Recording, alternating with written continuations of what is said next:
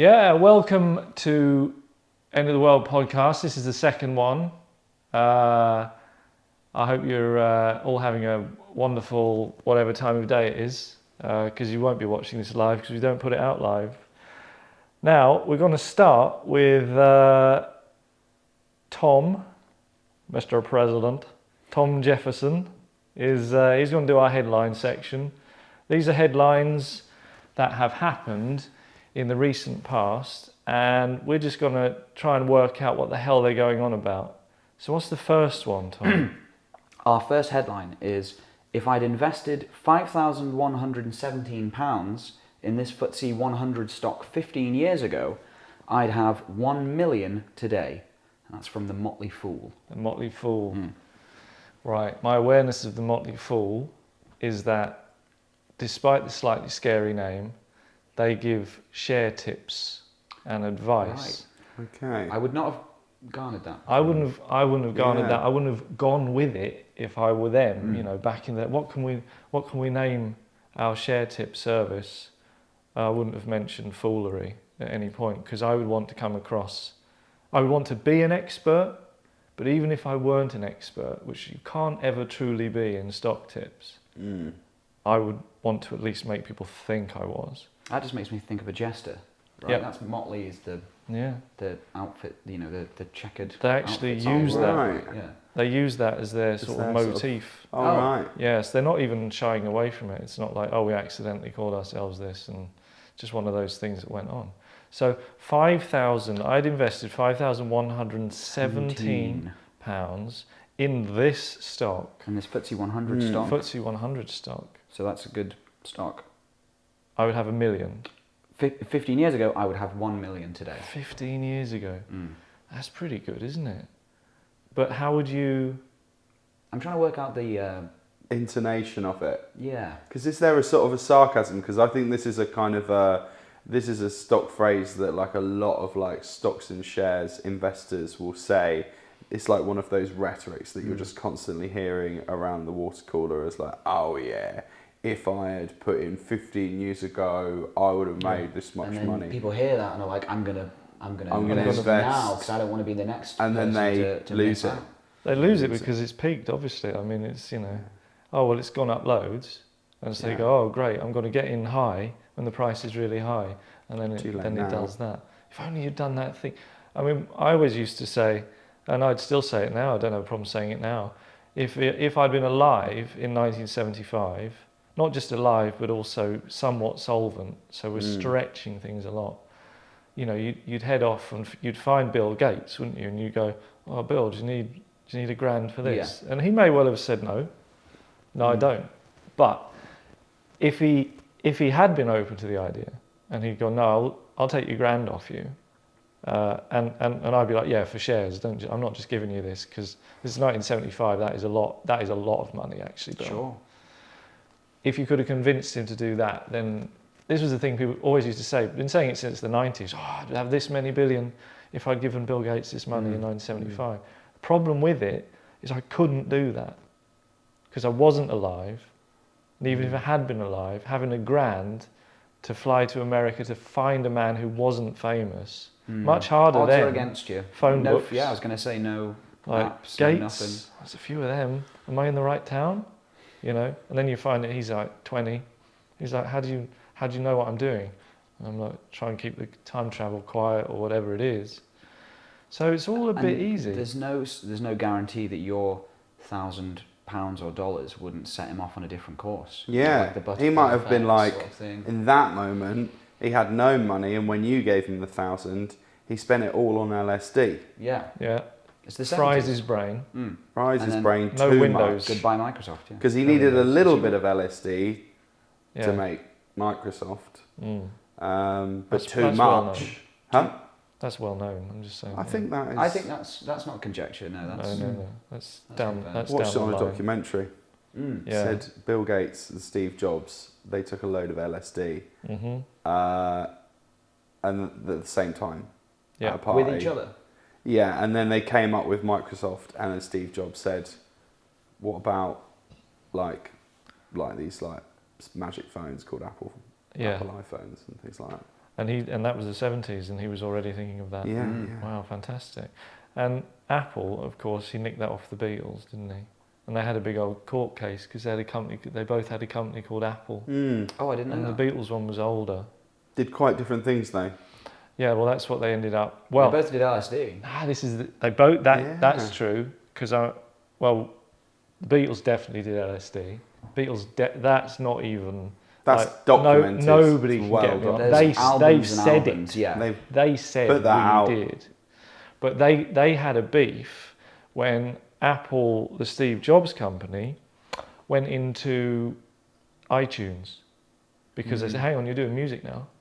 That's our. That's our us. turf, yeah. That's how we agreed to be separate apples, and you're a worm or you're chomping our apple now because that's our apple music." And so that's where they had. So what was the result of that? They just. I think they honestly just agreed to disagree on that. It was one of those kind of Is that how it works reasonably in court? amicable. Okay. It was not like they both still exist because if it really come to a head, they'd have said you have to be Bapple now, or Strawberry or whatever it is.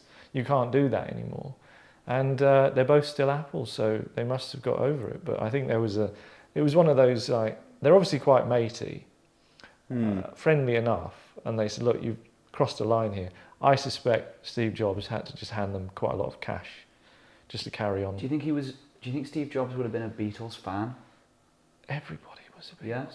Because then he's probably not gonna No, want to tick off these icons, is he? no, exactly not. When he's not yet an icon. No, when did this all go down? he was kind of an icon by then because this is probably about 02. Oh, okay. This is when like iPods and things and iTunes started. This is about 20 years ago. So yeah, kind of while he was he was known to computer people. So £1 million. £1 million today. If I'd invested £5,117 in this FTSE 100 stock 15 years ago. Now they want you to click so you know what the stock is. Mm-hmm. And what they've done is they've gone, because no one would, depending on the share price, no one would invest, I've got 5,117 to spend. I think they've worked that backwards. They worked it backwards. So I think that is the fundamental issue with the whole thing. They've kind of. But I guess when a house in London is like £700,000, how much is £1 million today, really? It's 300,000 more than that. So you would have that. You would have that That's what house. you'd have You'd left still over. You'd have 300 grand. But you couldn't have bought a house. You could buy a house now for £1 million in London, but you couldn't have bought a house 15 years ago for 5,117. No, probably not. So when people say, is the stock market better than the housing market? That is an example. This headline is itself, yeah. Where it is, if it's true. I think 15 years ago you would have had a much better scope on. 15 years ago you didn't have the scope on the algorithms of the FTSE 100 that you have now. So That's maybe true. 15 years ago, it was more about word of mouth. It was about news. It was about secrets. It was about people tipping people off. Whereas now people are very much heavily basing it on data and what other people are betting on and the way that it's moving and the market's moving. So I think it was so much more of a gamble than it is now. And there was something more exciting about that. Yeah. And so They if still you get it did wrong. crop onto one that was like, oh, I've heard this is going to be a winner, and then it is a winner. Whereas now, it's so unlikely that you're going to find one of those anyway, because you're going to see it happen. You're going to see it happen before it happens, and then it's already too late if you see it happen. Because everyone's watching. So the Everyone's people watching. who know what's up and are And switching it sounds on will already- exhausting. Yeah, it sounds stressful. Day-to-day trading is like Yeah. just takes up too much mental energy. It's a bad idea. I know people. There's someone saying, "Oh, I made all this money," but for every one of those, it's people who have got it wrong. What you want to be, and this isn't financial advice. Legally, what you want to be is a long-term investor. So you put your money into something, and you just don't think about it, right? That just don't sell it for at least 5 years, and then you're in much better shape. Compound interest, okay? That's if you don't know about that,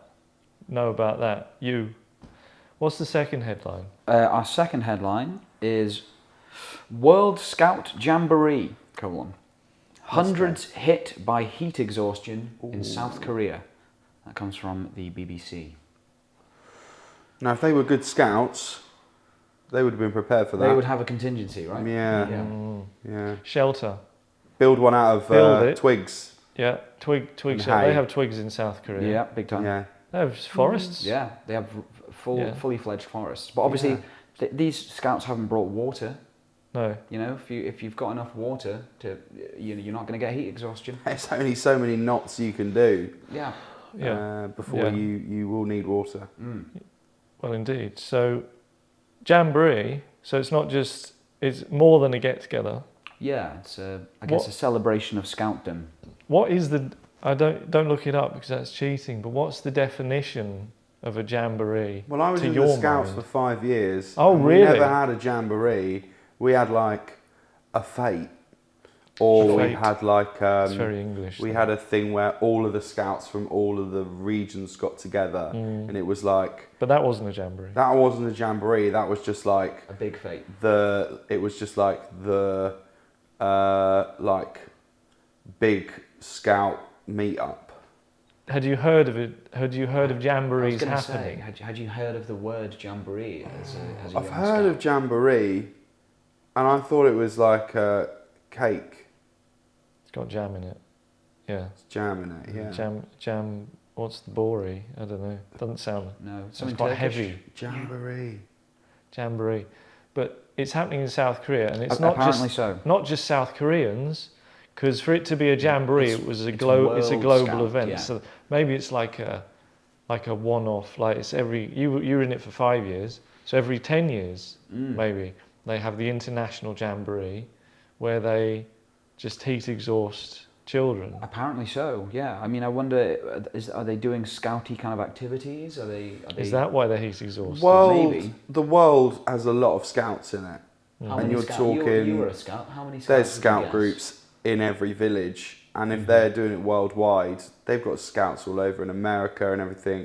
I reckon if you brought all the scouts from every region and village across the world into one jamboree, you're talking about a Glastonbury's worth of people. Okay. Wow. So I think a few hundred people, like a few hundred kids with heat exhaustion, I think they've done well, actually. Yeah. I think that's like a positive in the grand headline. scheme of like 500,000. Maybe it's a celebration. I think that's a celebration. Only hundreds this year. I think only a few hundred kids nearly died. Yeah, they didn't even die. They didn't even die. They were just hit. How? How are you hit by heat? Hit by? Well, yeah, that's standing in the sun. Is it technically I guess being that's hit what by? they mean, but So they didn't even die. no. This needs an exclamation mark at the end of it, maybe, so it has that sort of celebratory. And like tone. one of those little like firework emojis. Yeah. Celebration. Yeah. Because they're having a jamboree. The weather's good. Exactly. I mean, maybe it's Obviously a the bit weather's over beautiful. warm, For perhaps. some. For some. But they didn't bring water. They're bad scouts. But like, how many people go to Glastonbury? Like 250,000 people? More, I think, than isn't that. it? Half a Half a million. million, yeah. 500,000 people. And Every year someone dies. Oh yeah. Just being around 500,000 people, someone will die. Yeah. You know, nothing. It's like the London. It's a bit different. London Marathon. But people always die at the London Marathon, don't they? Yeah. Because but they're running, so They need they're the not rest. so They're bad. old. Yeah, but that's not so bad. I heard it's related to the weather. There was a really annoying guy I was watching on telly who was talking about people dying of the heat. People actually dying, not just like being hit by it, but dying from it. And he was like, 60,000 people died last year from the heat, and that's really. And you're like, what, in Europe? It's not that bad. And that's only in Europe. That's like 700 million people, and only 60,000 of them, and they were probably, a bit old. Ready. Frail. Yeah. If you can die of heat exhaustion, like if that's something that you are at risk of happening to you, Yeah. you're probably not. I don't want to say it, but you're not Able to necessarily in the afford prime aircon. of your life, and yeah, exactly. Even those kids that were hit by it, Are they the slightly rubbish? And they slightly get a rubbish badge. They get their heat exhaustion hit by badge. heat exhaustion Survive the heat badge. exhaustion badge, yeah. Yeah. So if that's the case, then it's something that they wanted. It's like if you have to stand in that open space for Do some star jumps for 5 hours. yeah, because if you want your heat exhaustion badge, that's what you got to It's do. about tough times Oh, when yeah, you go yeah. to the scouts. It's about suffering. I Mm. went on a scout camp once, and they made us build our own shelter. We had to skin a rabbit. We plucked a chicken, and I was one of the smallest there. And when I brought my teddy, they threw it in the fire. Oh my god, Wow. that's hardcore. That's So you have to learn. yeah. that's tell hit you by what, though, heat exhaustion. tell you what, I bet you didn't get heat exhaustion. That teddy did. Teddy got more than exhausted. Heat burn exhaustion. Straight up. Is this triggering for you to Brutal. recount? Poor little Frank. Frank the bear. Yeah, Yeah. Frank the dead bear. Frank the Burn Bear. that's enough. Frank the burn bear. Yeah. Yeah. You brought it to the table, so. Yeah, just- yeah. Well, no, I mean, I'm sorry that happened to you. That's all right. What's the Probably third? what Frank would have wanted. Did you get a badge? I'm not sure it was. No, you didn't get the burn teddy badge. He I didn't get a wouldn't- burnt teddy I badge, wouldn't have gone. I no. wouldn't have gone. I don't think he would have wanted There's that. another way Frank wanted to go. I'll go along with you there. What's the third headline? Our third headline. This is my favourite of the evening. Oh. This whale may be the largest animal ever. We have no idea how it got that big. And that's from the Washington Post. Ah, a very noble newspaper, if such a Reputable. thing Yeah. were to Mm. notable. Yeah, more than noble, maybe.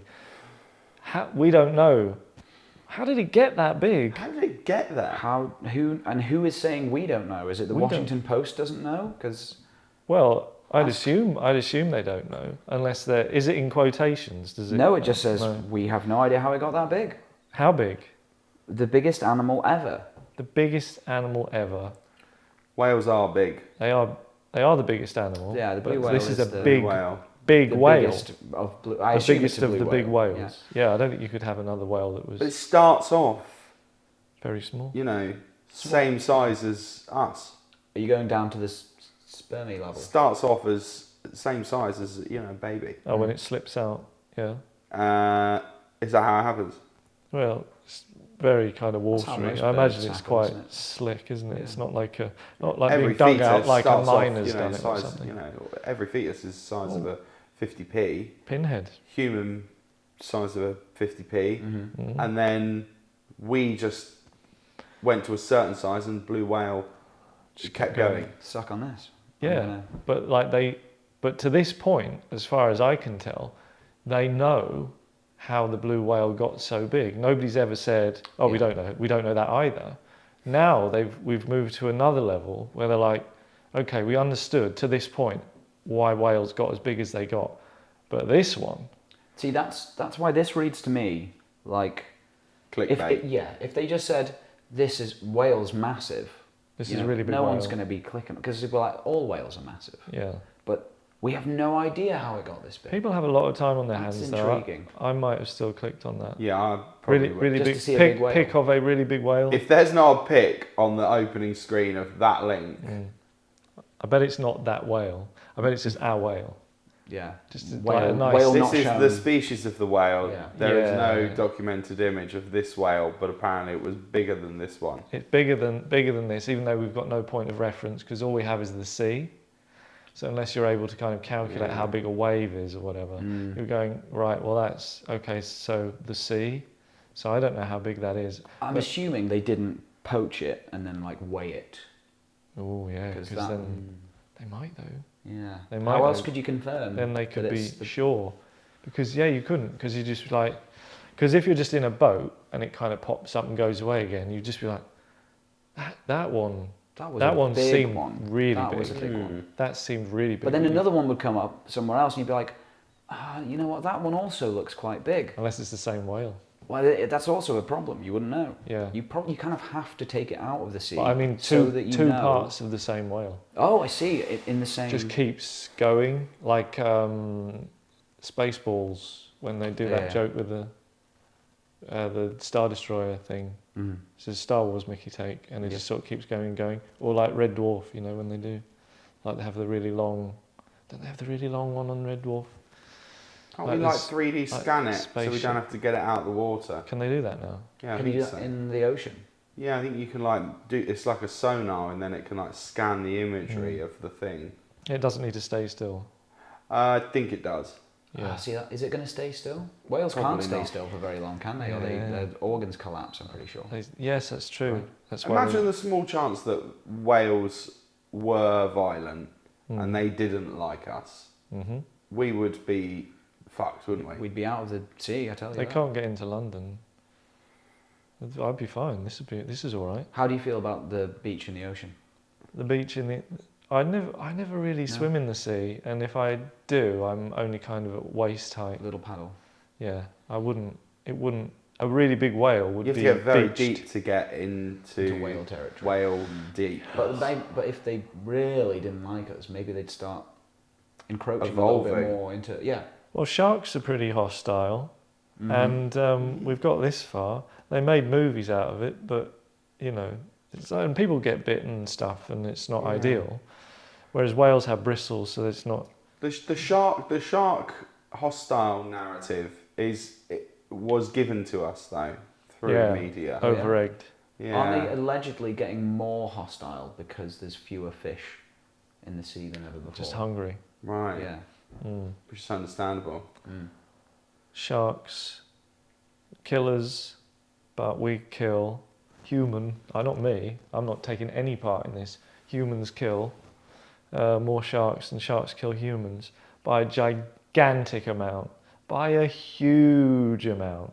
Yeah, really big. So we should be kinder to sharks, and we should be kind to whales, even the biggest whales, even though we don't know how big or how they got that big. I imagine plankton. Eating and growing, yeah.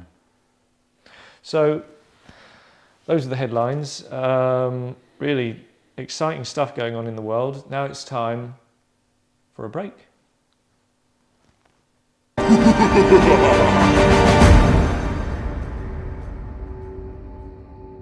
Memory cat! It looks just like a cat. Remember to tell me everything your parents say about the government. Yes, Christmas is almost here. And what better gift than a blue plastic cat that reminds you to do things? Mom, remember to pay your taxes on time or face a penalty. Yay! Dad, remember to ask your wife why she was really late getting home last night. Hardwired into the grid, Memory Cat is always on and remembering everything you say and do. I love you, Memory Cat. Remember to tell me all your secrets. Memory Cat, just 19999. Order today. Meow. Memory Cat is approved by the federal government. Unplugging your Memory Cat is a felony, the minimum penalty for which is the maiming of 2 limbs.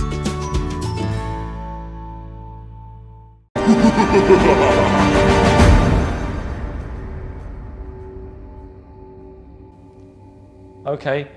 Yeah, right. So we're back, and Eric has got the stuff for part 2. What's going on, Eric? It's time for some culture with me, Eric. And the question this week is about the death of pop music. Yeah. And the question I'd like to ask is, why are we still relying on essentially the elderly to prop up the long-lasting music scene? Why is it that the new trendy hits do not have that staying power in the music? I think we already mentioned Glastonbury. We mentioned Glastonbury in the last part, right? And Glastonbury this year, you had Elton John, Elton John, Guns N' Roses. Guns N' Roses, The who I don't Hives. even think of that old. Who? The Hives. The Hives. How old are the Hives? They were. They had a big 20? track on the old Tony Hawk's. Yeah, about 20 years old then. Yeah. So they're not elderly. They're not Elton John elderly. No. No, I mean they're in their 50s. Yeah. 50s now, are they? Yeah. Wow, okay. And last year you had Paul McCartney. Oh yeah, he's about Yeah. 98 or something. Cat Stevens. That was. Cat passed Stevens was out. this year, wasn't he, as Yeah. well? Because he calls himself Cat Stevens, or he allows you Joseph. to call him. Cat Stevens / Joseph. Yeah, but for a while he was like, "Don't call me Cat Stevens," Oh. and then he sort of came back around to it, where he's like, "I don't mind if Everyone you do." still calls But me you, Cat Stevens. I know that you. I understand that you know me that way, so you can call me that if you want. Yeah, kind of interesting. It stayed nostalgic for many generations, whereas music from the noughties didn't have that. It didn't Yeah. stick around. It lived and it died, and it was still great music, but it Was just it? didn't have that same kind of. It didn't have that same kind of. It didn't mean as much to people than I think music from the 80s and the 90s did. It stuck with people because there was an emotional attachment, I think. Well, so you're a little bit younger than me.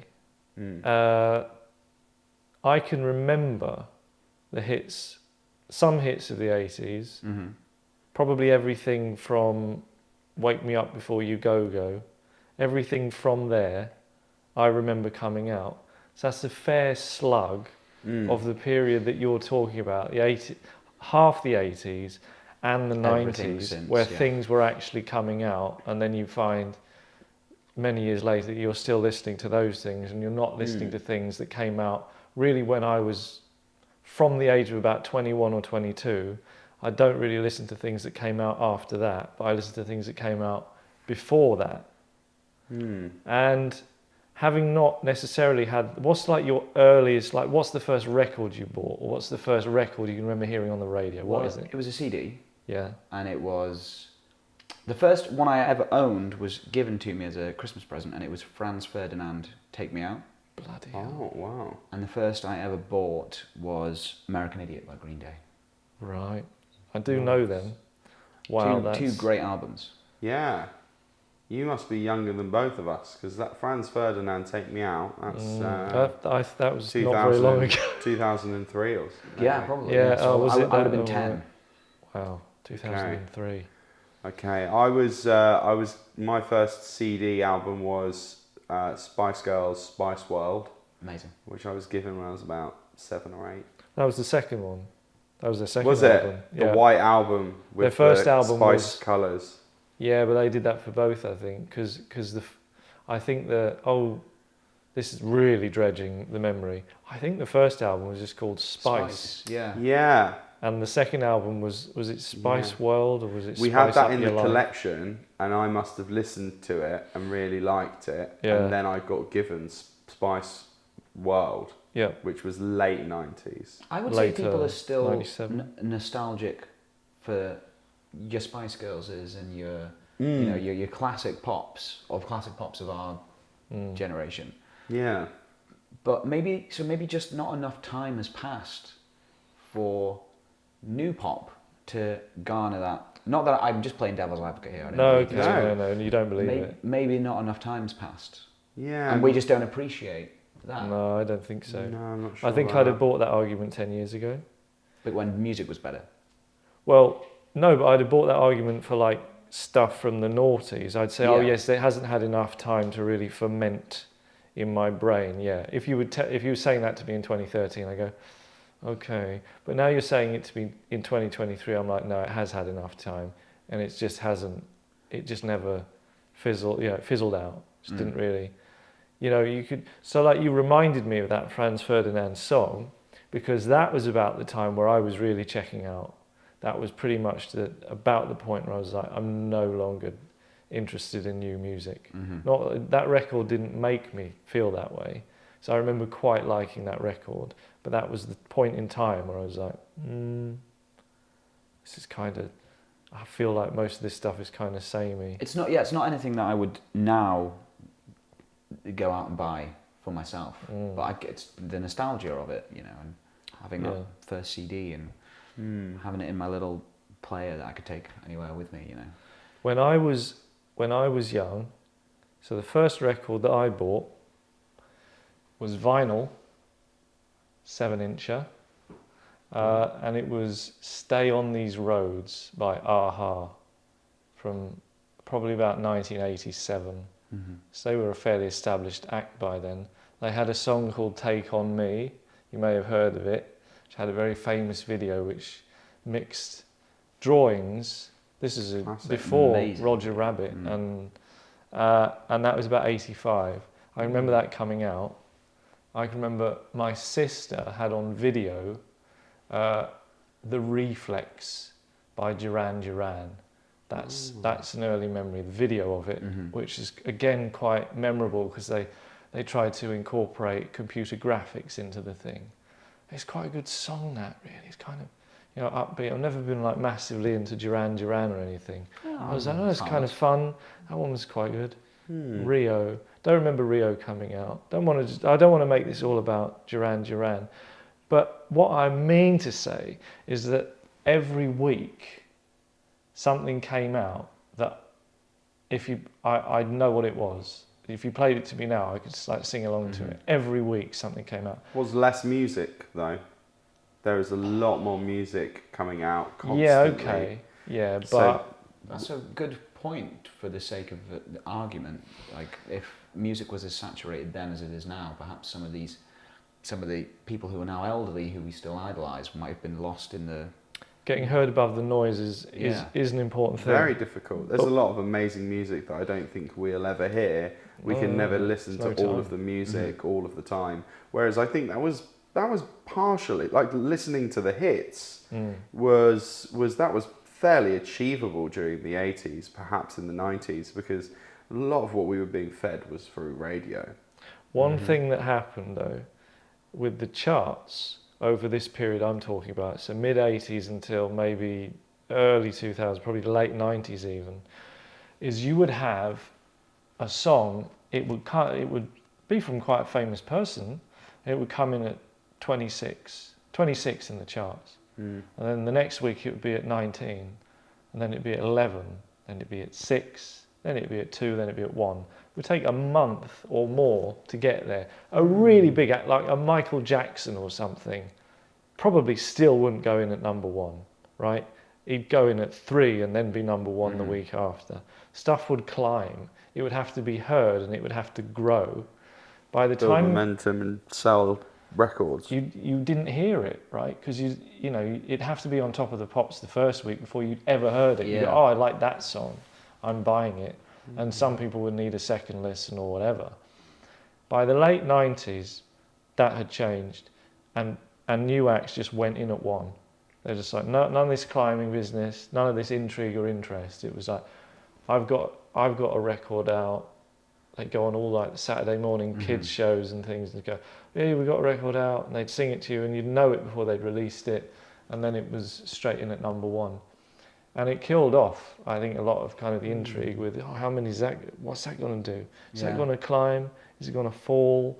You know. Is that where the music industry started to become more industrialized, do you think, in the 90s? Yeah. And all of the money was like, if we spend hundreds of millions marketing our artists, then they're guaranteed a number 1, rather than the quality of the music being so that if it came in at like 20, whatever you said, that then people would hear it, and that would be like a more organic progression. The other issue you had was people understood, writers made the most money out of the whole thing. Publishing deals were worth a lot more than just kind of a performing record deal, unless you had some kind of amazing image and had a deal on that.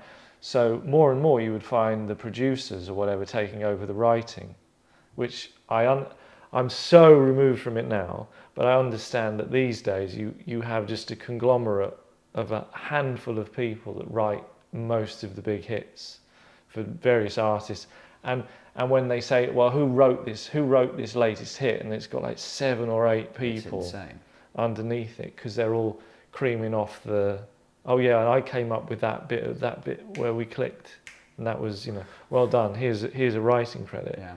And There's so millions and millions of dollars. yeah, and so they kind of did away with the sort of artists who wrote their own things by themselves, and what they've done in that process is they've made themselves very wealthy, but they've kind of killed off interest, to my mind, in new music.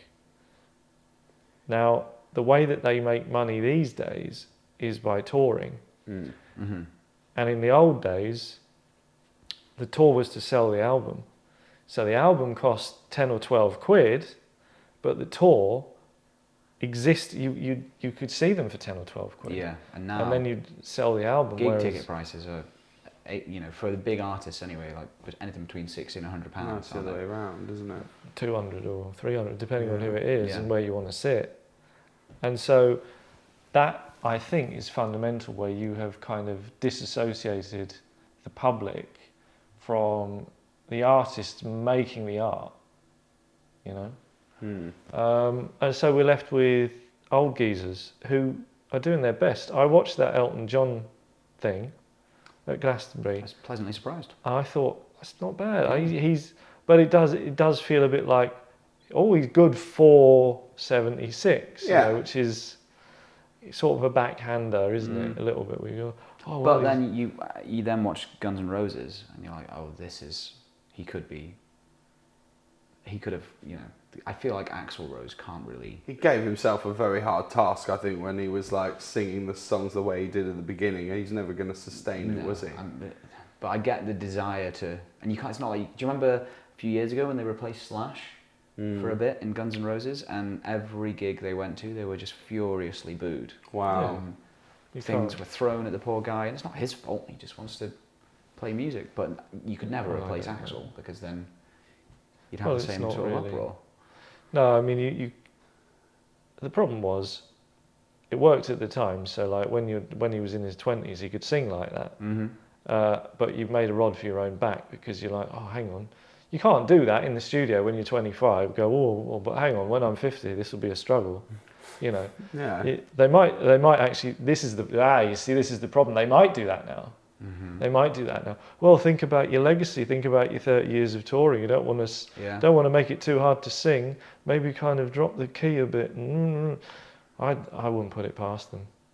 Some songs like Elton John, I think he wrote the music and he plays the music live, so he can change the songs as he does them. So he can like change the key. Some and of the vocal melodies as well. He would like sort of dip out of the really high stuff, which you don't feel like you're losing anything because it's still him playing the song. Oh, that cop out that they do, where they're in the middle of a gig and they're coming up to the high note and then they go, like, yeah, we'll get the crowd to do that because I don't fancy it.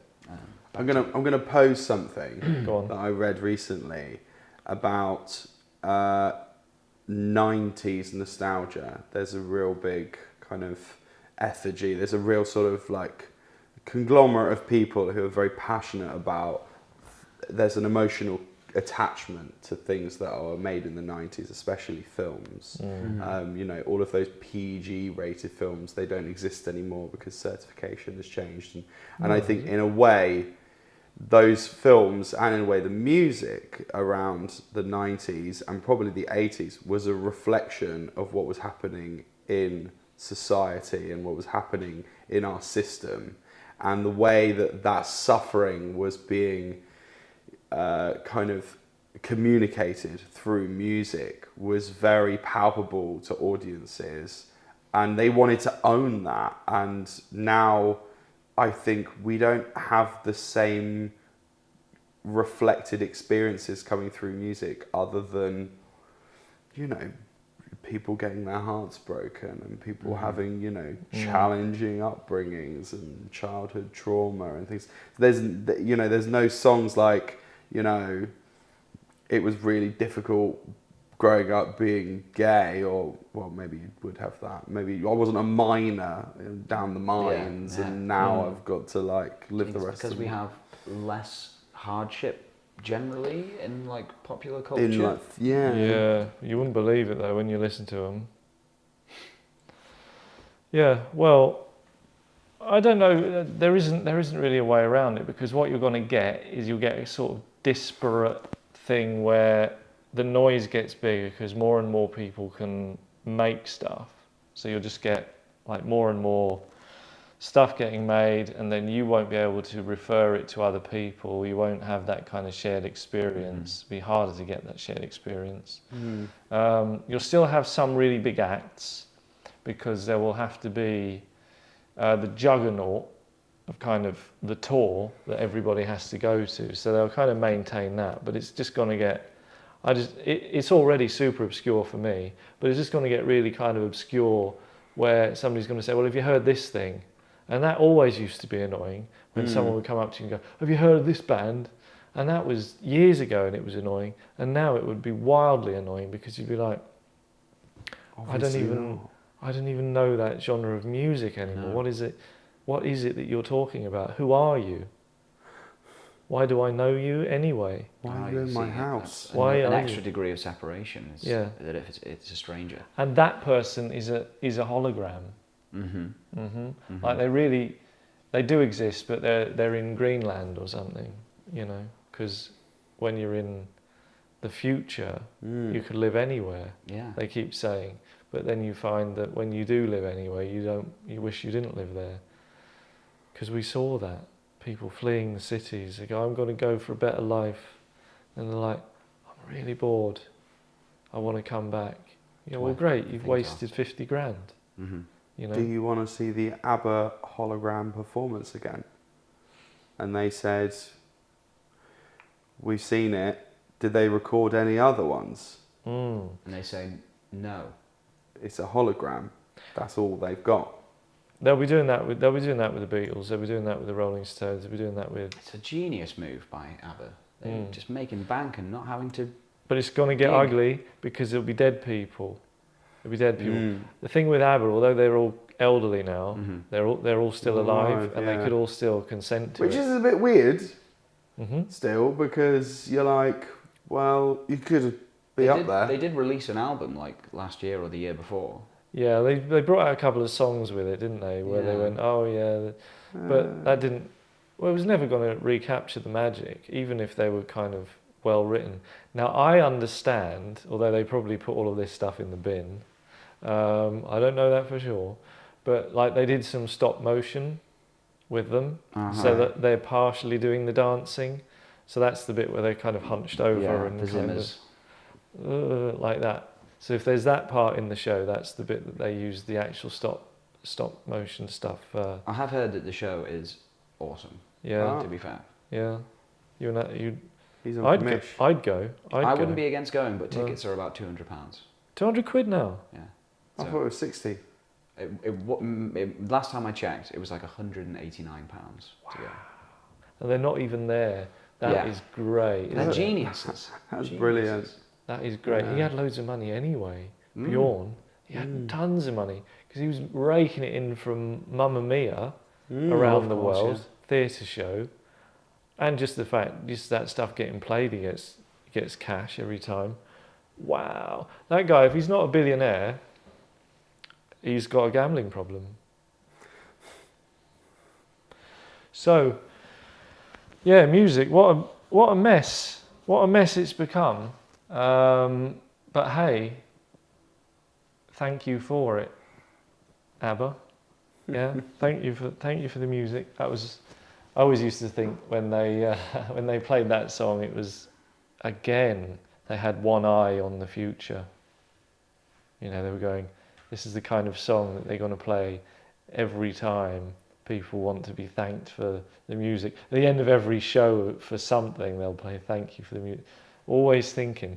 He's a smart man, Bjorn Ulvaeus. Another break now.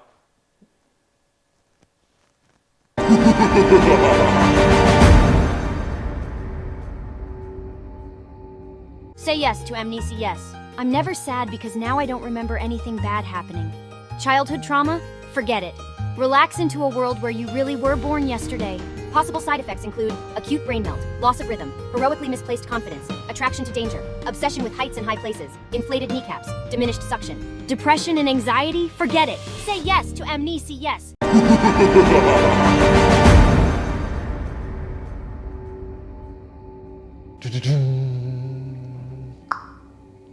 Part 3. Right, I weep for the future.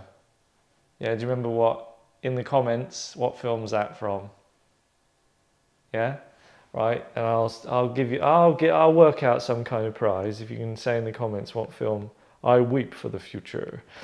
I want to talk, because this isn't talked about enough, I'd like to talk about force fields I've been thinking a lot about technology. It's always in the news. They're always talking about the latest thing. Mm-hmm. And they never talk about force fields really, because it isn't the latest thing. It's probably extremely kind of far off.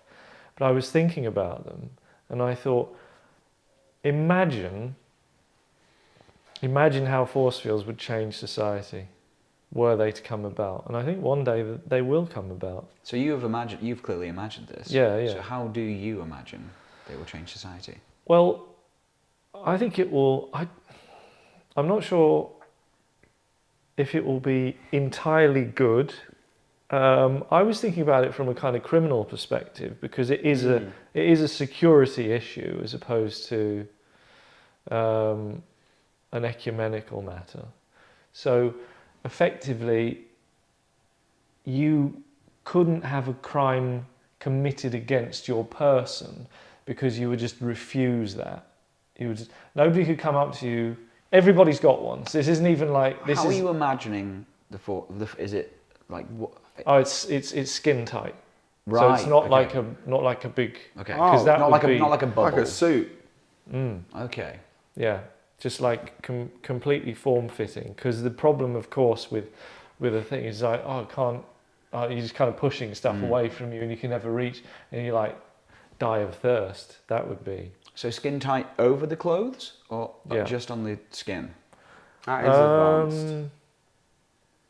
Yeah, because somebody could like threaten to mess your shirt up or something. Exactly. Couldn't they? Or like if someone's like, I'm going to rob you, I'm going to you'd be take like, the shirt I'm off going your to turn my back. force field on.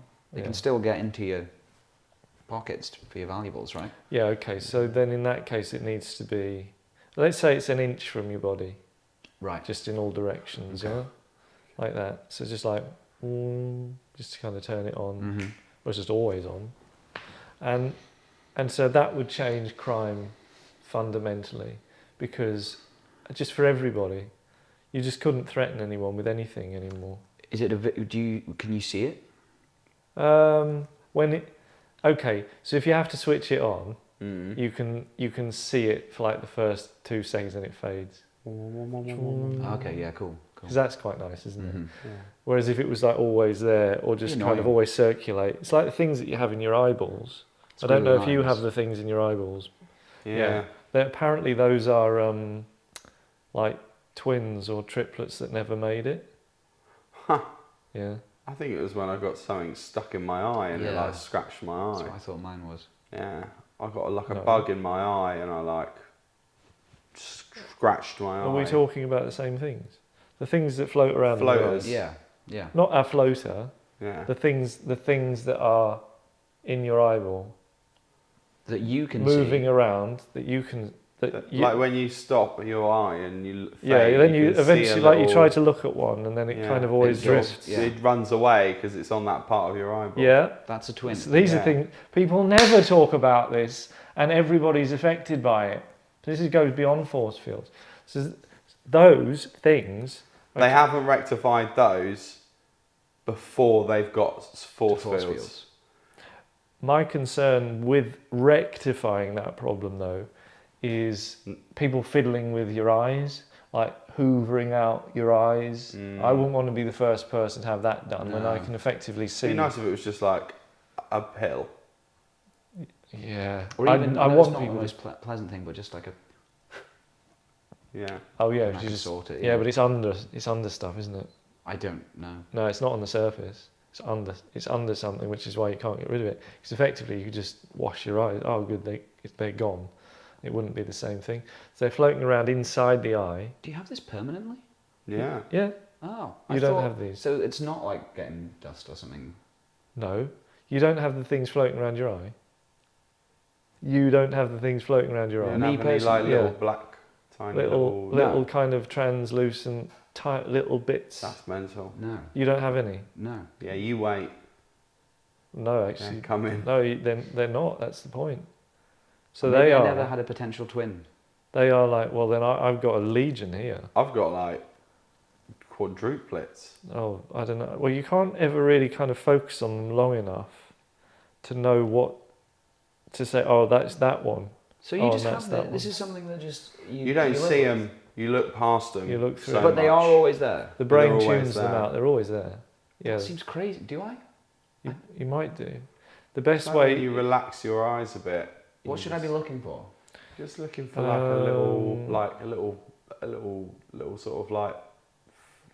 little sort of blurry Dark, patch. yeah, a little kind of blurry patch, kind of a darker, little bit of a. It's almost It's caused completely by a number of transparent. things, but sometimes it's like if you get a bit of grit in your eye, and then it just like damages the cornea and. But that's different though. This Is it? Yeah, no. This He's is talking about. this is something that you have from birth, because it was in the fetus with you. No.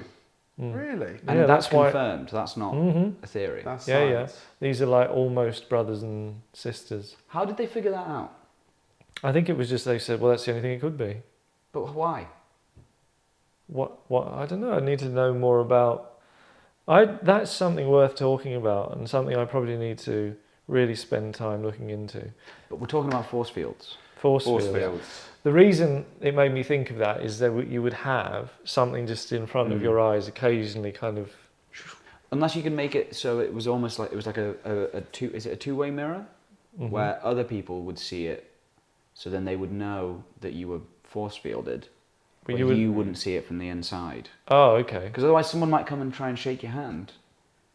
Oh, I'm imagining people have just got these things on all the time. Well, exactly. They start. It'll be kind of like it'll be something that will just be so very fastly accessible and commercial to everyone, like very cheaply. It will start off in the first couple of years like, oh yeah, I got the force field by the way. Oh, I've got the force field. wanker. 2 years later, it'll be like, I've got force field 1. And I was like, oh, I've got force field 2. But we've all got a version Yeah. of the force field. Yeah. Some of them are just better than others. Yes. Some Yeah. are like for an atomic blast, and some are just for like stabbings, or Yeah. you know, you're like, oh, I can't be stabbed.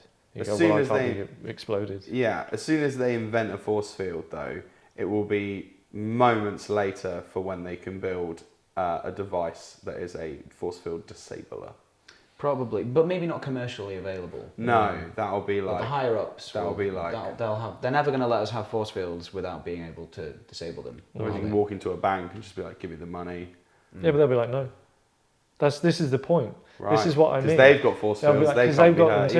either. So you go into your bank with your force field on. You go, give me the money. They go, no. What are you going to do? You're going to beat me up? No, you're not, are you? You're going to shoot me? No. Can't. I've So got force field 4. Impervious. yeah, Yeah. force field 4. I was thinking even that high. actually, the way that this might help streamline society a bit is you could have a bath on the go, right? If you turn on force field, like Uh-huh. while you're in the bath, Yeah, would it like trap the water. the water, Hmm. and then after getting out of the bath, you take the bath with you. Oh, And you you got can- water sloshing around. Yeah, and in- you can in like do your between. dishes and like tidy the house and whatnot. Oh, that's interesting. But it would, yeah, but then it would be permeable at some point, wouldn't it? I mean, I think you would get in. The bigger problem is having the bath with the force field on. You're actually not cleaning yourself. You're just pushing water away from you, Yeah, even if it's only an inch away. You're just like, this isn't working. You'd have to switch it off for To that get in, to get yeah. in, because there wouldn't be a point that allows the water in. No, I did consider that, but then it negates the whole point of it being a force field. You'd end up getting like trench foot as well, because gravity would still work. So you just have like water sloshing around your ankles. But that's and why everything. if you completely submerge yourself and then you're like, not That's like completely, waterboarding. That's drowning. But like leave a bit of neck space and then force field engage, and then about your business you go with. And because Sloshing then around. gravity, yeah. Yeah. You could do. I wouldn't want to leave the house like that. Depends how soapy it is. You're going to get wrinkly. It'd have to be really soapy. Yeah. Yeah. Yeah, and the problem with soapy bubbles is that they pop. So Just as long as you're only going to the corner shop that's like 5 minutes away, yeah, you'll be all right. I think human touch could be an issue as well, because I think if you're constantly surrounded by a force field, like if you have an on and off switch, I think that's quite problematic, isn't it? If you've got an on and off switch, but only, I suppose you're assuming that only you can turn it on and off. Oh, I hope so. Is it like Where some is sort of the switch? biomech thing Yeah. in the wrist or something? Like it's got a fingerprint, Yeah. sort of. Or just like just like an intuitive thing, like it reads your brain waves. Your brain waves. Are I think saying, that would be force better. field on. I would be slightly worried about something that you could just put pressure on, because like an outsider might be able to somehow apply that pressure, which is the thing that you wouldn't want. But we are getting bogged down in the way that the force field works, which is somebody else's problem. And I'm saying, what is the effect on society? First of all, there's that period where only rich people have them. So they feel very secure because they're very, very expensive. And then eventually, because the world is such an equal place, it filters down to normal people. And everybody's got one. And now what? So you're not under any physical threat ever. Doesn't matter if the person threatening you is twice the size or, knows, jiu-jitsu or anything. It doesn't matter. You're like, I'm not bothered. Push me off a cliff if you want. I'll just...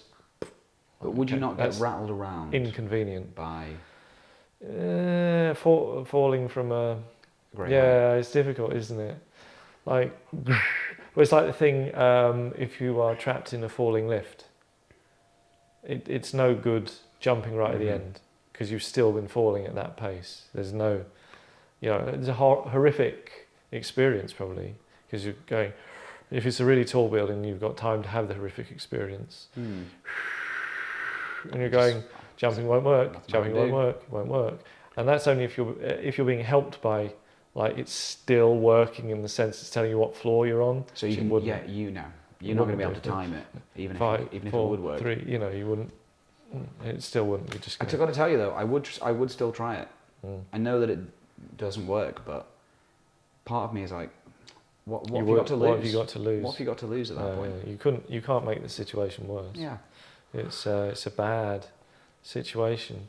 Another thing I used to think about, this isn't greatly related to force fields, but I suppose it's related to gravity and forces, was when you'd be standing on a train platform, main line, not really like the tube, mainline train platform, and the thing's going through, it's not stopping. Fast. So it's going full pelt fast.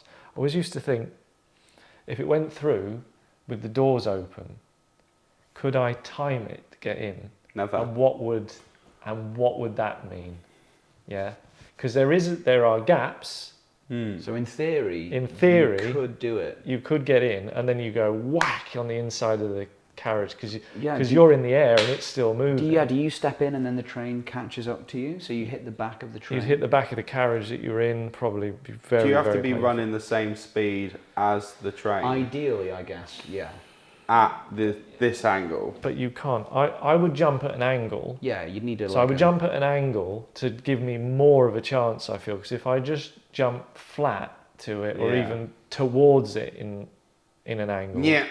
you've got. I think you're shutting the gap. Yeah. You're making the gap wider if you jump at an angle. I think, and then also you have more of a chance. You can carry on running if you jumped in at an angle like this. So train. Oh, so you've done a run up. You can jump. you can run, jump through, and then hopefully pick the run up once you land in the You carriage. got to run fast. Well, Like yeah. going 80 miles, 90 miles an hour. aren't you? I think all you're doing is maybe taking the sharpest edge off being slammed into the back of the Slammed into the carriage. True. I'm just thinking, what Yeah. could I possibly What would do? you do? What to- would you do?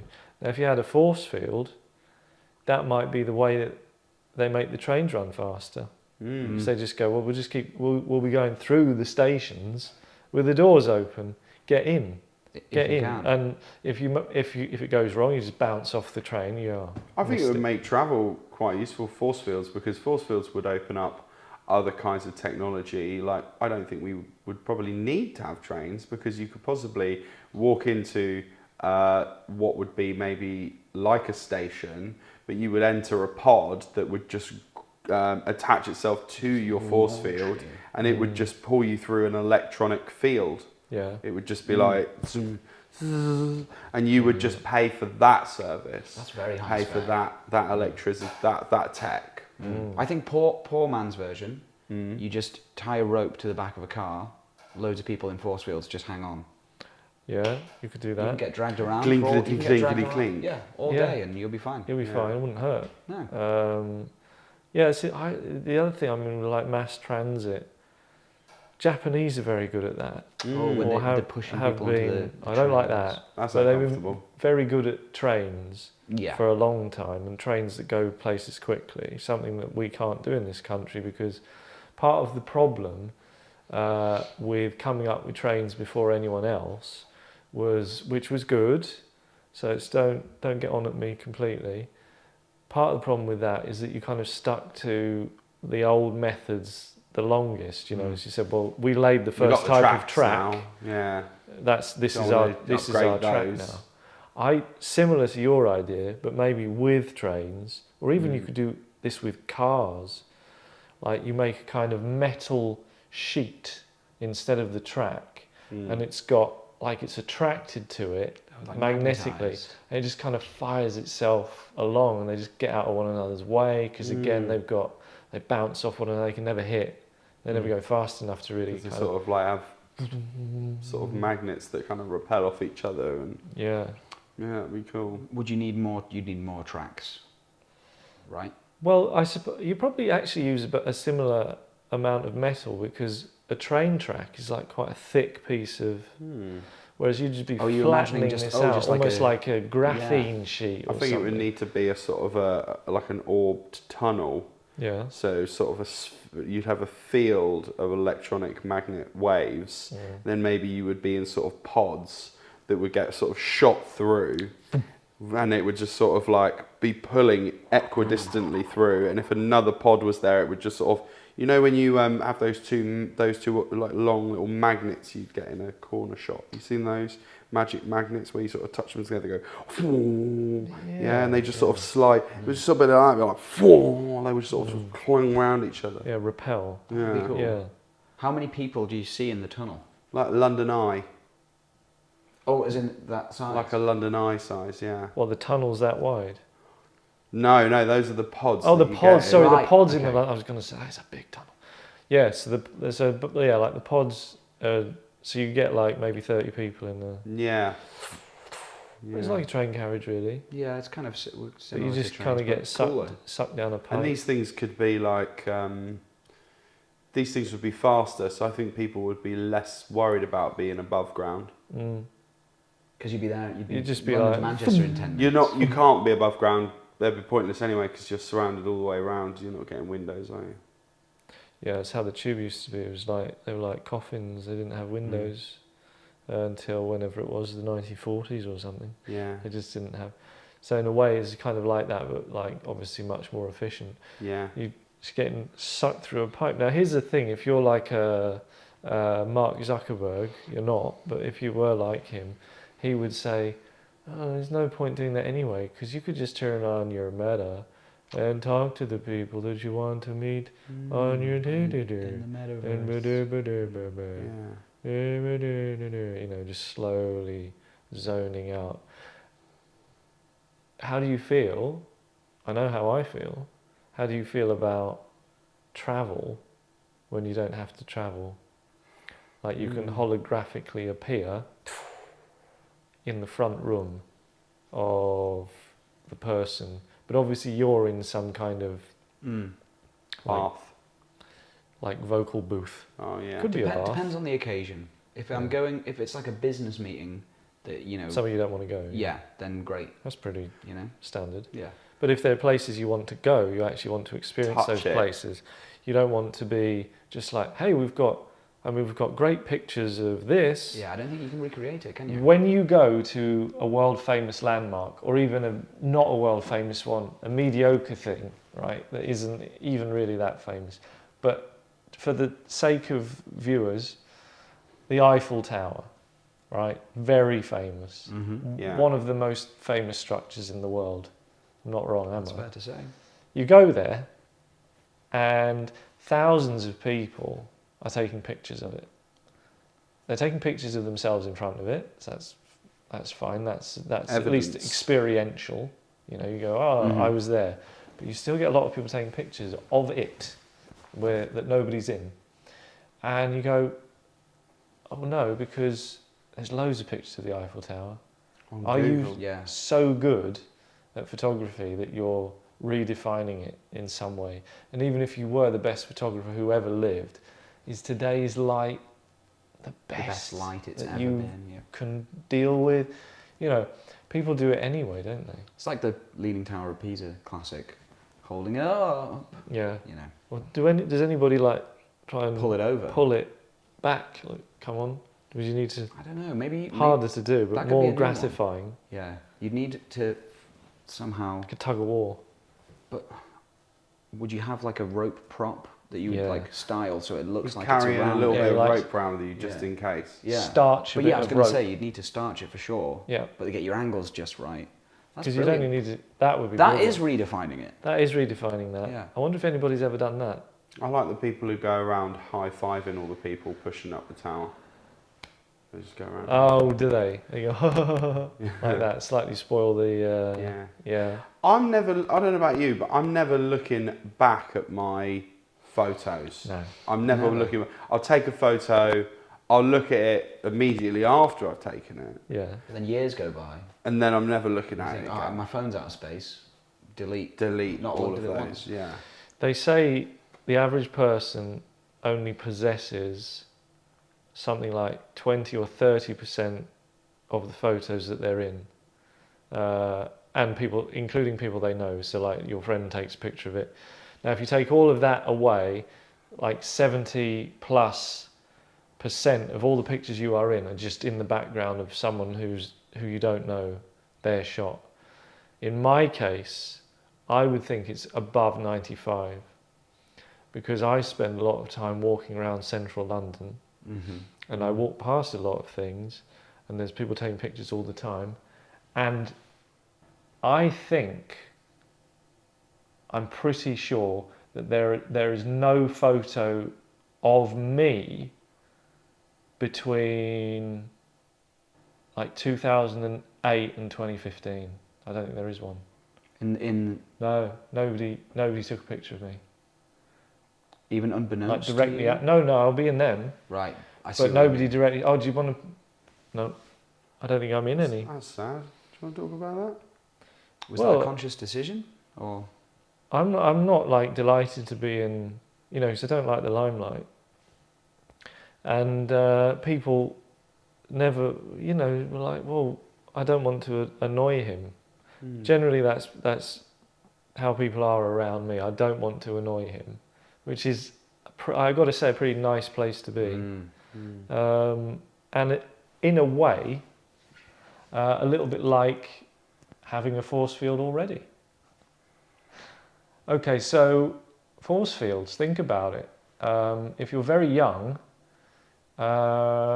if you are very young, then your grandchild might have a force field. You won't. There's no way they won't get that sorted before you're dead. Another break. Always forget about you.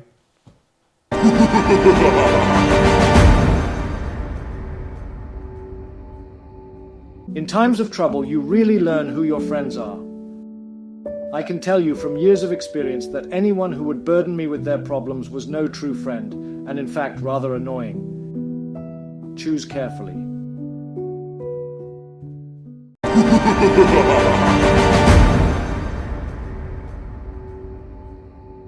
Say no to negativity.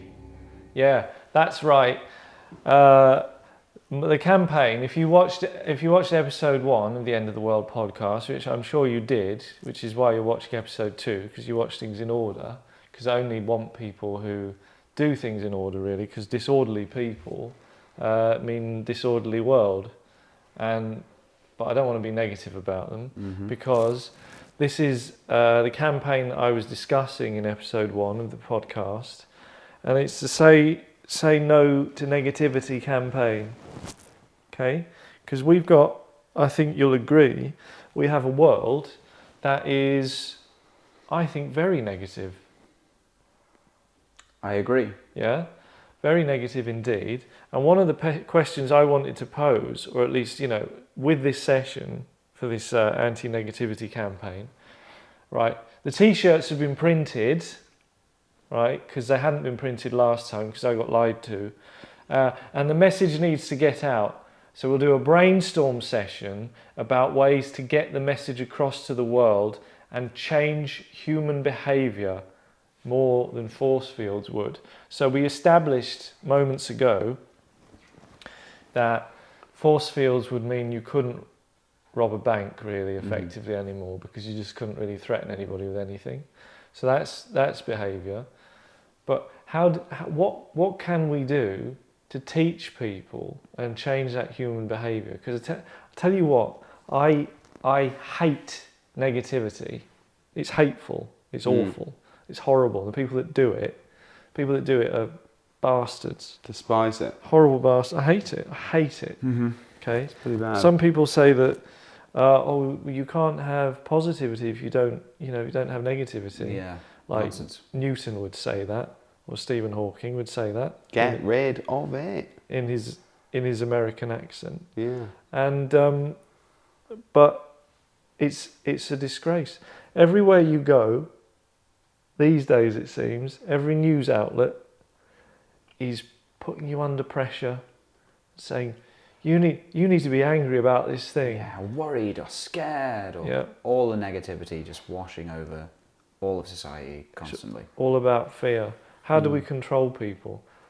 Why do we control people? What do we have to control people for? Why can't we leave people alone? Yeah? Greed. That's a question for higher ups than us. Well, Who knows what their negative motives might be? I think they have significant negative motives. And this is the thing. Because it's not even about money, is it? It's not even how much is enough? When you're into the billions, when you're into the tens of billions, you don't there's nothing you're like, well, if I had a bit more I could buy this. That doesn't happen anymore. No. You actually find, oddly enough, as you get more and more money, that you're spending less of it on things because people start just giving you complimentary That's how stuff. the rich stay rich, isn't it? Yeah, Free just sort of, stuff. oh, do you just want this? Come to our thing for free and we'll give you this thing. And you go, well, all right. Talk Yeah. about what a nice time you had at Yeah, our yeah. thing. And You go, Yeah. well, I might do. They've already received the thing. That would be negative, obviously, because if you've made an agreement where you've said, oh no, I'll big up your establishment if you let me have drinks for free.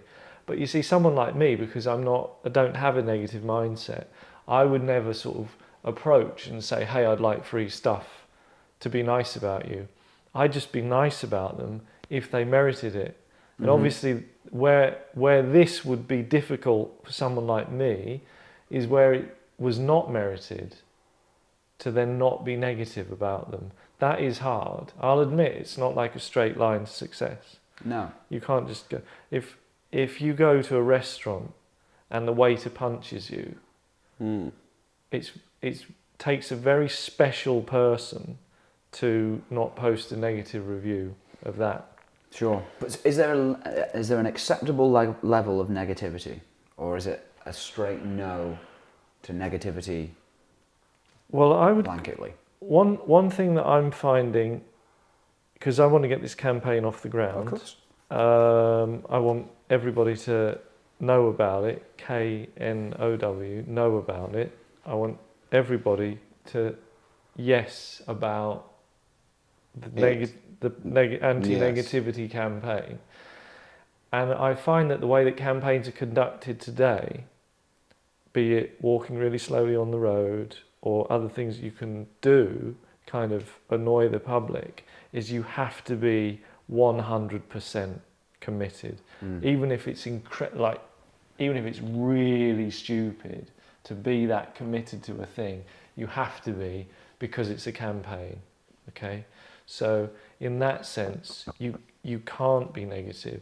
If you were to look at reviews of restaurants, I don't want to get bogged down in restaurants, okay, but I'm just making it understandable. If you look at a review of a restaurant, you go on, I can say Google, because Google own YouTube.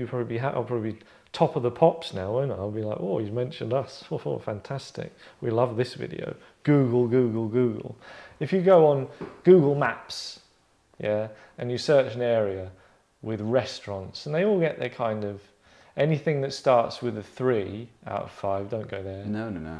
That's Awful. yeah. 4.2 is kind of like the cut-off. One thing that you find is things can get as high as kind of 4.6, 4.7, and you go to them and you're like, the people that scored this aren't quite at my level. You know, you're like, if you think this was this good, you know, Imagine maybe if I took you to my favourite spots. maybe some votes are better than others. You know, we could have a kind of hierarchy that this is a better standard of reviewer. Yeah.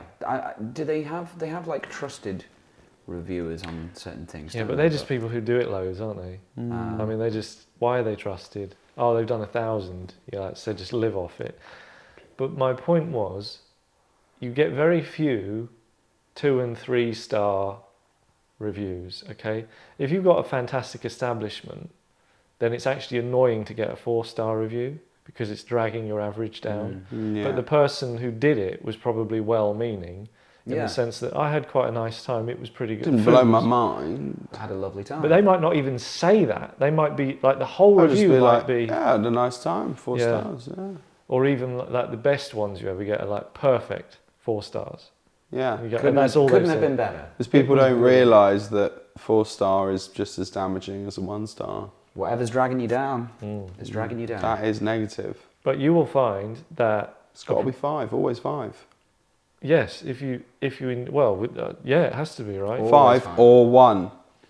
Yeah, and that's what the reviews tend to be. Okay, and when you look at the 1-star reviews, and you read them, they are always so, not always, sometimes. Well, I can't say that when I'm wearing this T-shirt.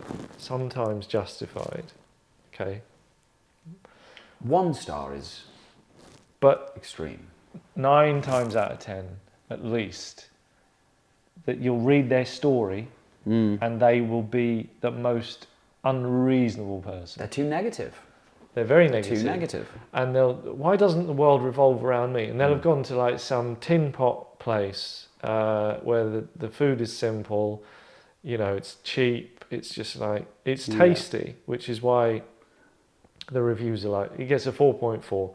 People are like, this place isn't bad, it's cheap, it's tasty, I'm not expecting a great deal. Yeah. They'll come and say, oh, when we got in the place, you know, the waiter didn't like hand me $5,000 and, you know, pat me on the back and they didn't, and I said it was my wife's birthday and they only sung 3 songs for her and you know, those kinds of, if we could find a way of just like rounding up those people, I think we can by using the power of Google to get them all in one place. Maybe that can be that could be the jump off point for the campaign, is that's who you try and hit first, is Yeah, and those you- extreme negative people. And you hit them. It's Because you like filter the, out a lot of negativity that it's way. like the end of Hit be like them. the end of Inglourious Bastards. Hit them with the heat. Hit them with that South Korean heat. Get them, So you send them an email and you say, "You get a free ticket to South Korea, Free ticket to the Jamboree. free ticket to the Jamboree, South Korea, and it's expensive because there's a lot of them. But if money were no object at all, you could certainly go, right, we're going to get these people with the heat. But you could just like round them up and just, I mean, I don't want this to sound negative, but if you just sort of did something that made them change their ways, or maybe more to the point, just stop them being that way. People tend to be more positive about experiences if they feel like they got them at a good deal or free. Yeah. So if you got a bargain, you say like, oh, I did this the other day, I went for this meal or I did this experience and I got a really good deal on it. Generally, you're not going to say, I got a really good deal on it and there was a reason I got a really good deal on it. I got a good deal on it. And I got a good deal. I had a good time. Yeah. I had a good time. You're already a base level of more positive than these people probably normally are. So The that's a good children starting got point. burnt, but they had a good time. Yeah. Successful Well, they're only Jamboree. hit by heat. I mean, it's only, that doesn't, was it like that? We had insurance. And it was only exhaustion. That's just feeling Yeah, it's sleepy. like, oh, a bit tight. They weren't standing still at the, I don't want to get bogged down on the Jamboree, but they weren't Don't. standing still at the Jamboree either. No, they they were would have been jamboreeing. doing things. They would have Yeah. been, Jamboree sounds very active to me. It's not something that you, Tambourines, static. dancing. Well, that rhymes for one. So you bring tambourines to the Jamboree because you're like, well, it rhymes. So, you know, that overall is positive. I think you could probably spin it that it's not negative at all, because summer's the nicest season. Heat is better than... Heat kills fewer people than cold. Is that so? All right? And it kills old people, and the people at the Scouts Jamboree weren't. So that's positive. So that was a thing that they tried to spin as negative that was actually entirely positive. Entirely positive. Yeah? Agreed, because even at its most potentially negative, that story, the kids will have all learned something. Yeah. You know. Do you know who I struggle with? It's the moaners. I think I've really struggled with moaners because in some way I do empathise, because some parts of life are suffering. You know, if you work, you know, an 8-hour day and you have a 2-hour commute there and a 2-hour commute home, and it's Bad choices. Bad choices. Change your choices. Make more positive choices. And that doesn't even mean you have to change the thing you're doing. It's just the way that you look at the thing. Yeah. You can just look at that and say your perspective is, you know, I get to a 2-hour commute with my legs because I get legs. Very grateful. I get to go and work in this office. It could be seen as a real drain on my life source and a lot of hours, but What else would you be doing? what would you be sat at home? You have to do something. Yeah. You got to earn money, Yeah. right? You're obviously not that dynamic to be in that situation in the first place. Yeah. So it's kind of understanding what your capabilities are, what stops you, you know, what's my weakness? Ambition. Ambition is my weakness. I can't sort of think beyond. I'm just like, I'm not happy to be in this situation, but I should be, because I did choose it. I could have, it would have been hard. You know, I'm not saying it was easy to not do it, but it's easy to carry on doing it, and that's why you're carrying on doing it. Yeah. So don't moan about it, because every day you get up and you go, oh, I don't want to do this. If you really didn't want to do it, you wouldn't do it. No. So maybe part of the campaign then is about changing people's expectations, Lowering and their a little perspective bit, on a little bit. what they deserve, maybe. We'll definitely, actually, because that seems to be a real problem. People do seem to think that they deserve things, and when you really get to the sort of meat and drink of the situation, you find that they don't. They don't. No. You go, well, hang on. Oh, you think life should be like this? But I've been talking to you for 15 minutes, and I don't think you're capable of any of that. I don't think you're worthy of it. I'm not going after you. I just think you need to understand that situation. Because they don't believe it worthy of themselves, perhaps. Oh yeah. You think it's in one of their those head, circles. They invert it. Yeah. I'm going to play a card now, and I'm going to say that we might get some backlash on the campaign, and they might ask us the question, we're anti-negativity, but does that mean that we are pro-positivity? Well, I think once you get rid of negativity, and I think this works again scientifically, you get rid of negativity and you end up with protons and neutrons. So a neutron, in this sense, would be somebody who's just kind of neutral. Neutrality. Now, you could be neutral, doesn't necessarily mean apathetic, because apathetic is possibly a bit negative for you, is it? So how would you define it then? Because Well, a proton is obviously a positive person, right? We're removing the bad stuff. The electrons. We're removing the bad stuff. Do The you stuff that fear flies that the around neutrality nucleus is too close to the? too close to the negativity?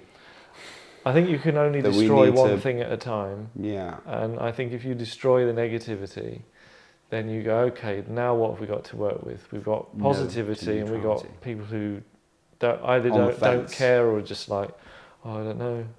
Yeah, Well, people are like, oh. I say don't know. no to neutrality. Also, it works as a slogan. So that's maybe Yeah, further pick a down the line. side, damn it, pick a side.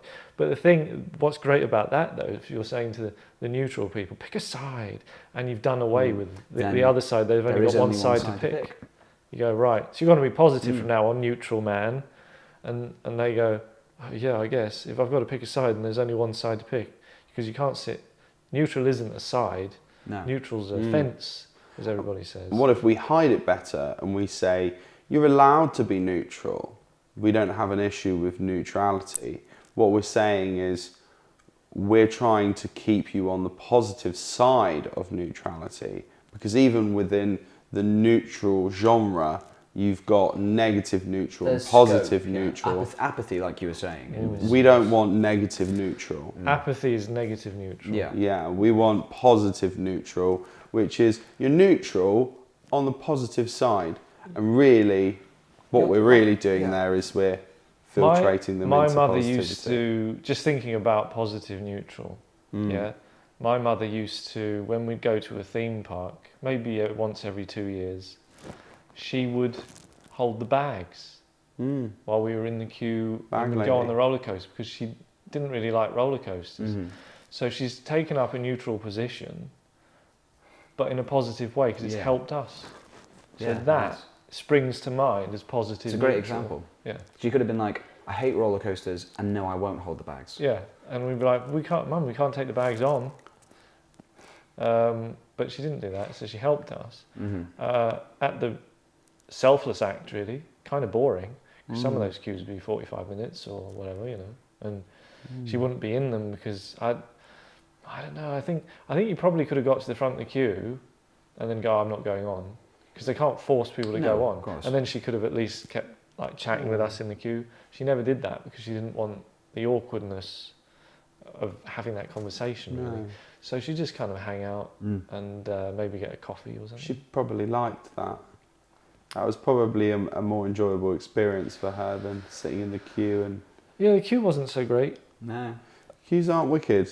No. But if we could put a positive spin on a queue, it would have to be that. There's a It's ride at the end of it. It's Exactly. It's a short pause. It's an earned pause Yeah, before a burst of before euphoria. you get the result. Yeah. That's the way to live. That's the way to look at things. Because if you were in a euphoric mood all the time, Exhausting. you'd probably die. You'd have nothing to compare it to. No. Sometimes you've got to be poised for the pleasure.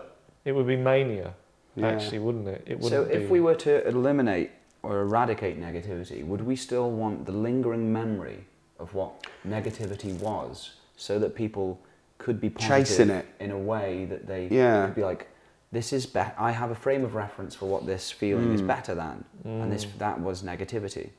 Or do we want when you're not feeling memory fully of it gone? positive, I think you're chasing the next positive. Yeah. And the feeling of chasing the positive, sometimes you'll be chasing it for a long time, actually. But really. the chase is also a The positive. chase is a feeling of positivity because you're like, wow, I can't wait to feel that positivity. Smile. Yeah. I'm chasing it. Instead of dreading it, instead of dreading these long hours that people are putting in these office jobs that they hate, that are killing them. Yeah. 5 more days, I get 2 off. Boom. Yeah. Brilliant. Chasing it. Yeah, and that's on Mondays. That's Yeah. like so the saddest just gets you are. better and It just better. gets better and better. By then- Wednesday, you're like 3 But more then days. the next week, Yeah.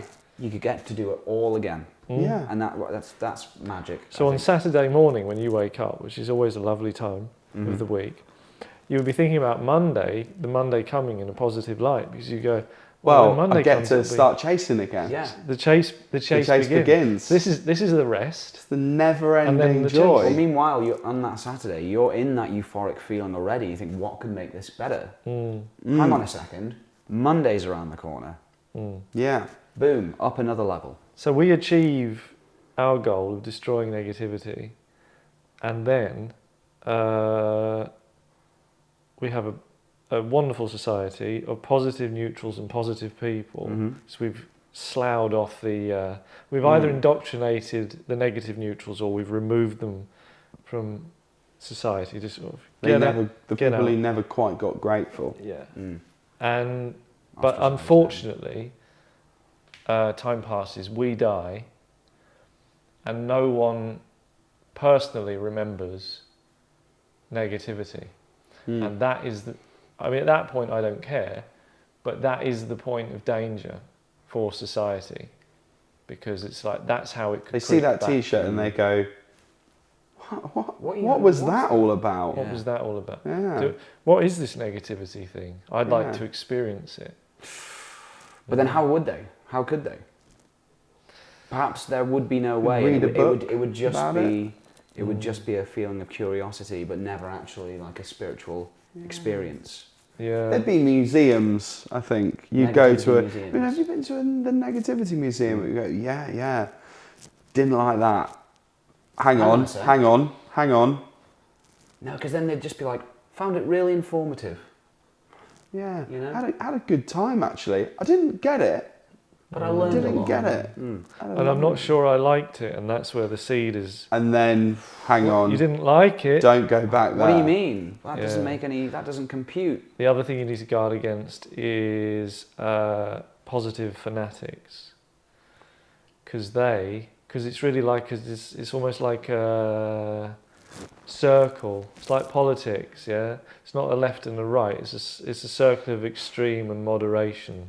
Okay, and so you get to like the extreme positivity where it's, you know, you almost can't live with your need to be positive all the time, and the danger of needing everyone around you to be as positive as you are. Yeah. Why aren't you as positive as me? Yeah. Why aren't you as positive as I am? That kind of thing. And then judgment.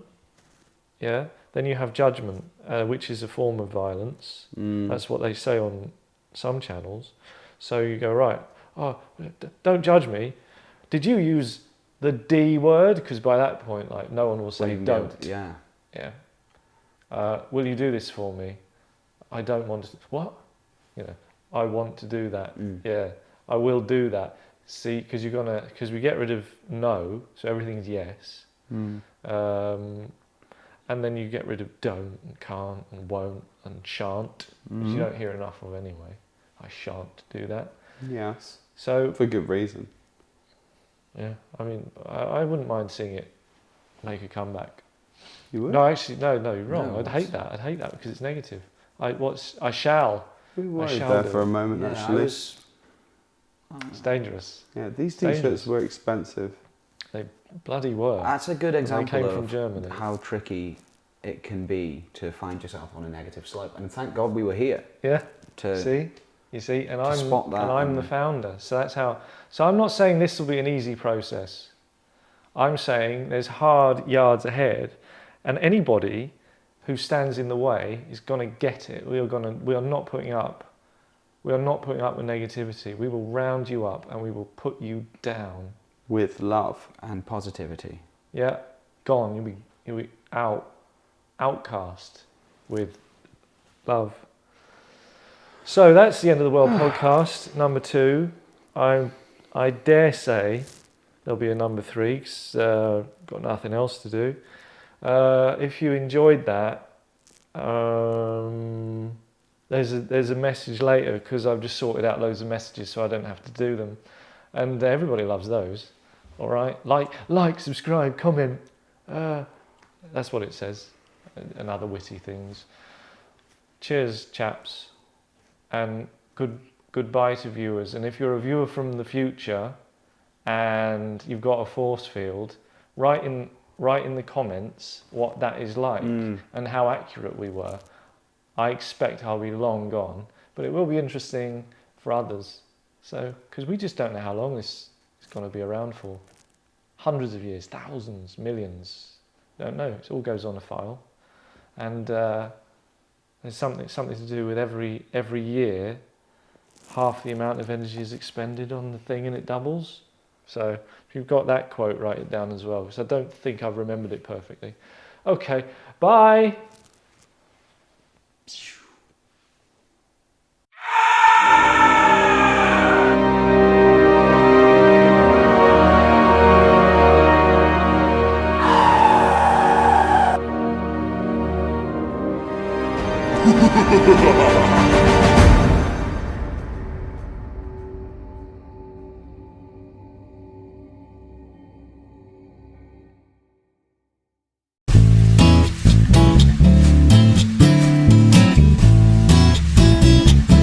Well, the video has ended. Did you learn anything of import?